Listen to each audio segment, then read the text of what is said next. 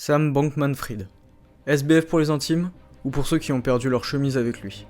Un nom qui, en quelques années, est passé de l'anonymat à la une des journaux, puis au banc des accusés. Aujourd'hui, dans cet épisode, nous allons parler de celui qui est vu soit comme un génie, soit comme le plus gros arnaqueur des temps modernes. Comment un étudiant banal du MIT a-t-il pu bâtir un empire dans la crypto? Et surtout, pourquoi ça ne pouvait pas durer? Installez-vous, on commence. Comme toute histoire doit commencer quelque part, la nôtre commence en 1992 en Californie. SBF naît dans un environnement où l'intellect est roi. Ses parents, tous deux professeurs à Stanford, l'un en droit et l'autre en économie, ne sont pas du genre à encourager les jeux de ballon. Chez eux, on parle probabilité, optimisation et système. Le jeune Sam absorbe ça très vite. À 18 ans, il intègre le MIT. Spécialité, physique et mathématiques. Mais ce qui le distingue, c'est une obsession précoce pour les calculs appliqués. Pas pour la science pure, non, ça ce serait mal le connaître, mais plutôt pour le profit. Comprendre les chiffres, c'est bien, les faire travailler pour soi, c'est mieux. Et ça, il l'a saisi très tôt. 4 ans plus tard, en 2014, notre Sam a 22 ans, un diplôme du MIT en poche, et une porte qui s'ouvre. Jane Street Capital. Pour ceux qui ne connaissent pas, c'est une firme de trading haute fréquence, un endroit où les algorithmes décident en millisecondes qui gagne et qui perd. Il y entre comme trader. Pas de costume 3 pièces, pas de charisme flamboyant, juste un type en hoodie qui excelle à anticiper les marchés. Pendant 3 ans, il apprend les rouages du système financier, affine ses réflexes, engrange des bonus. Mais Jane Street n'est qu'une étape. Une répétition générale. Il y gagne bien sa vie, c'est vrai, sans doute mieux que vous et moi réunis. Mais lui, il voit plus grand. Et c'est là que la crypto entre en scène. En 2017, le Bitcoin atteint des sommets. Les crypto-monnaies deviennent le Far West du 21e siècle. Pour SBF, être un simple cow-boy c'est bien, mais être le shérif c'est mieux. Il quitte alors Jane Street et fonde Alameda Research, un fonds spéculatif spécialisé dans les actifs numériques. 2 ans plus tard, en 2019, il lance FTX, une plateforme d'échange de crypto-monnaies qui promet vitesse, innovation et des rendements alléchants. Le succès est au rendez-vous, et il devient milliardaire à seulement 27 ans. FTX, ce n'est pas qu'une bourse, c'est une marque dont il est l'image. Un jeune prodige, désordonné et altruiste en apparence. Il donne des millions à des causes caritatives et vit modestement. Fin 2019, SBF est au sommet. FTX attire tous les investisseurs, Alameda prospère dans l'ombre, mais tout le système repose sur ses fondations, et celles-ci déjà sont fragiles. Nous verrons comment cet empire s'étend et pourquoi les premiers craquements se font entendre. Début 2020, FTX n'est plus une start-up parmi d'autres. C'est une machine bien huilée. Basée à Hong Kong, puis aux Bahamas, qui est un choix fiscalement stratégique, on peut le noter. La plateforme attire les traders avec des outils sophistiqués. Contrats à terme, options, leviers jusqu'à 100 fois la mise, des chiffres qui donnent le vertige. Et pas seulement aux débutants. En 2 ans, FTX passe de 0 à un volume d'échanges quotidien de plusieurs milliards. Sam, lui, n'est jamais loin. Il tweet, il débat, il vend une vision. La crypto peut être sérieuse, accessible et presque respectable. Les investisseurs affluent. SoftBank, Sequoia Capital, des noms qui ne parient pas sur n'importe qui. En 2021, FTX lève 900 millions de dollars, valorisant l'entreprise à 18 milliards. À titre de comparaison, c'est plus que certaines banques traditionnelles. En 2021, il injecte des millions dans des campagnes politiques américaines, démocrates et républicains, histoire de ne pas choisir de camp. Il sponsorise des stades, comme le FTX Arena à Miami, et rachète des faillites, comme celle de Voyager Digital. Chaque geste est calculé. Chaque dollar dépensé renforce le récit. Il n'est pas là pour l'argent, mais pour changer le monde. Évidemment, ça marche. Les médias adorent. Forbes le met en couverture, le compare à Warren Buffett, mais version crypto. Mais derrière les dons et les sourires, une question persiste. D'où vient tout cet argent? Alameda Research, le fonds qu'il a fondé en 2017, reste dans l'ombre.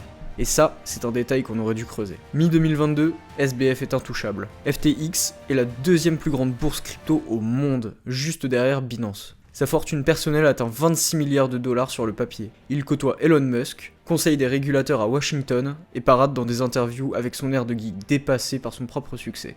Pourtant, sous la surface, les signaux s'accumulent. Des rumeurs sur Alameda, des doutes sur les réserves de FTX, des concurrents qui se posent des questions. Nous allons maintenant voir comment le trône vacille, puis s'effondre. Parce que, dans le monde de la crypto, rien ne dure éternellement. Et SBF va l'apprendre à ses dépens. Automne 2022. SBF règne encore sur son empire numérique. FTX brille sous les projecteurs, et lui, avec son air désinvolte, semble intouchable. Mais rien n'est éternel, surtout pas dans un monde bâti sur des chiffres virtuels et des promesses fragiles. Comment un colosse commence-t-il à vaciller? Et pourquoi personne n'a voulu voir l'évidence? Prenons les faits un par un. Mai 2022, le marché des crypto-monnaies entre en crise. Le stablecoin Terra USD s'effondre, entraînant une chute en cascade. Le Bitcoin perd 50% de sa valeur en quelques mois, et les petits acteurs tombent comme des dominos. FTX, pourtant, tient bon. Sam joue les sauveurs. Il prête 250 millions à la BlockFi, rachète les débris de Voyager Digital, une démonstration de force. Mais ces gestes ont un coût. Les liquidités s'érodent, et les regards se tournent vers Alameda Research, le fonds qui soutient FTX dans l'ombre. Une dépendance qui commence à poser question. Novembre 2022, le vent tourne. Le 2 novembre, Coindesk publie un article qui change tout. Selon un bilan financier divulgué, Alameda Research repose sur des sables mouvants. 14,6 milliards de dollars d'actifs, dont une large part en FTT, le jeton maison de FTX. En clair, le fonds de SBF est un château de cartes, tenu par une monnaie qu'il contrôle lui-même. Changpeng Zhao, PDG de Binance, le rival historique de FTX. Zhao annonce dans la foulée que Binance vendra ses 500 millions de dollars en FTT. Une déclaration anodine? Pas dans le monde des cryptos, on parle ici d'une grenade dégoupillée plutôt. 6 novembre 2022. FTX se fait face à une ruée bancaire numérique.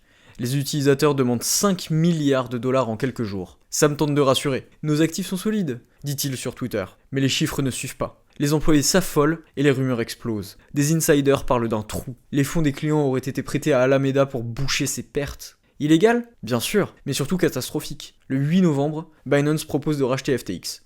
Une bouée de sauvetage? Ou un coup de grâce? 24 heures plus tard, Binance se retire. Après un audit rapide, Zhao lâche le coup près. Trop de problèmes. Fin novembre 2022. Les utilisateurs ont perdu des milliards. FTX est en faillite. Et SBF, hier encore célébré comme un génie, devient un paria. Les fissures sont là depuis des mois. Dépendance à Alameda, gestion opaque, promesses intenables, mais il a fallu un article, un tweet, une panique pour que tout s'écroule. Nous allons bientôt assister à la chute finale. Arrestation, procès et un héritage en ruine. Parce que dans ce jeu, il n'y a pas de deuxième acte. Revenons en novembre 2022. L'empire de Sam Bankman-Fried s'effondre sous son propre poids. FTX, hier encore un géant des crypto-monnaies, n'est plus qu'une coquille vide. Mais au cœur de cette débâcle, un nom revient sans cesse. Alameda Research. Nous allons plonger dans le mécanisme de la chute. Comment une entité censée être un atout est devenue le talon d'Achille de SBF. Et pourquoi ce lien fatal signe la fin de son règne. Examinons les pièces du puzzle. Reprenons. Alameda Research, fondé par SBF en 2017, est un fonds spéculatif crypto. Son rôle? Exploiter les inefficacités du marché, trader à grande échelle, générer des profits. Sur le papier, une entité distincte de FTX. En réalité, une extension directe. Dès le départ, les deux sont liés par des capitaux, des employés, et surtout par Sam lui-même, qui jongle entre les deux casquettes de PDG et de stratège. Pendant des années, Alameda prospère grâce à un accès privilégié aux liquidités de FTX. Un avantage discret, mais pas anodin. Quand FTX explose en popularité, Alameda suit. Mais cette croissance cache une vérité. Le fonds repose sur des paris risqués, et ses pertes, quand elles surviennent, sont masquées. Par quoi? Les fonds des clients de FTX, détournés en silence. L'article de Coindesk met le feu aux poudres. Le bilan d'Alameda fuite, 14,6 milliards d'actifs, dont 5,8 en FTT. Le jeton de FTX pour rappel. Un actif que SBF peut manipuler à loisir mais qui ne vaut pas ce que le marché veut bien croire. Problème, Alameda a emprunté massivement, des milliards, en utilisant ce FTT comme garantie. Et ces prêts, ils viennent en partie des dépôts des utilisateurs de FTX, transférés illégalement via une porte dérobée dans le système. Une pratique qui a un nom, la fraude. Quand Binance annonce vendre ses FTT, la panique s'enclenche. Les retraits s'accélèrent. FTX n'a pas les fonds pour suivre. Et Alameda, censé être le pilier, est déjà sous l'eau.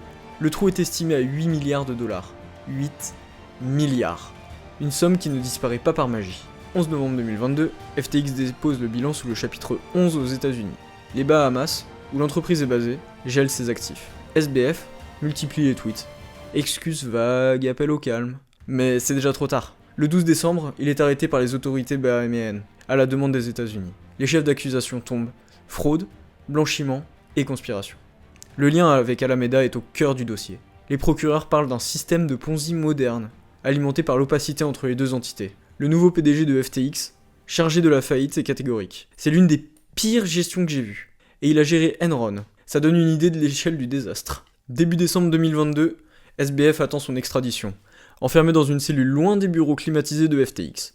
Alameda Research, son premier bébé, est le fil rouge de cette chute. Un fonds qui a aspiré les dépôts de ses clients pour masquer ses échecs, jusqu'à ce que le château de cartes s'effondre. Nous allons explorer le procès et ses répercussions, car si l'histoire de SBF s'arrête ici, ses conséquences, elles, ne font que commencer.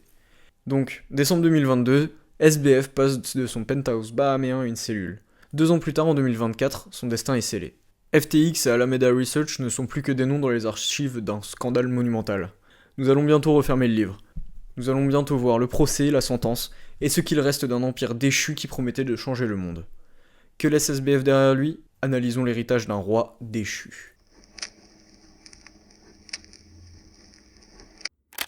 Octobre 2023, New York. Le procès de SBF s'ouvre devant une cour fédérale.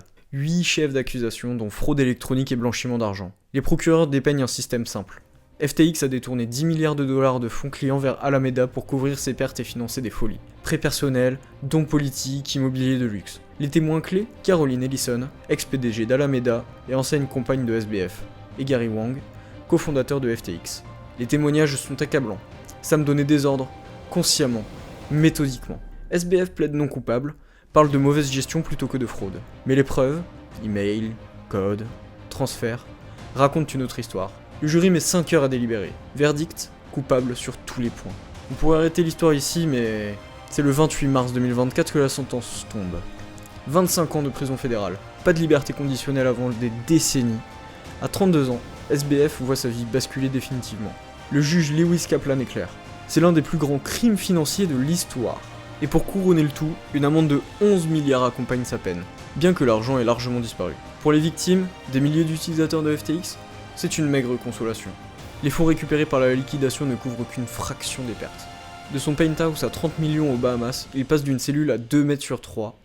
Une chute brutale, mais prévisible, pour qui regardait sous la surface. Le rêve altruiste n'était qu'un décor. Et aujourd'hui en 2025, que reste-t-il de l'aventure FTX ? Dans la crypto, plutôt un goût amer. La faillite a ébranlé la confiance, poussé les régulateurs à durcir les lois, aux États-Unis, en Europe et partout dans le monde. Les investisseurs institutionnels, brûlés par le fiasco, hésitent. Le FTT ? Ce jeton qui valait 80 $ à son pic ne vaut plus rien. Mais l'histoire de SBF dépasse les crypto-monnaies. Elle révèle une vérité sur notre époque. La fascination pour les jeunes génies, la foi aveugle dans les promesses technologiques, et les dangers d'un système sans garde-fou. La communauté crypto se reconstruit lentement, mais le nom de SBF reste une cicatrice. Un avertissement peut-être, pour la prochaine vague d'ambitieux. SBF est aujourd'hui un souvenir, une note de bas de page dans l'histoire agitée des crypto-monnaies. Son héritage ? Des milliards envolés, des vies brisées et une industrie forcée de se regarder dans le miroir. De l'étudiant brillant au prisonnier numéro 15971-111, son parcours est une parabole moderne.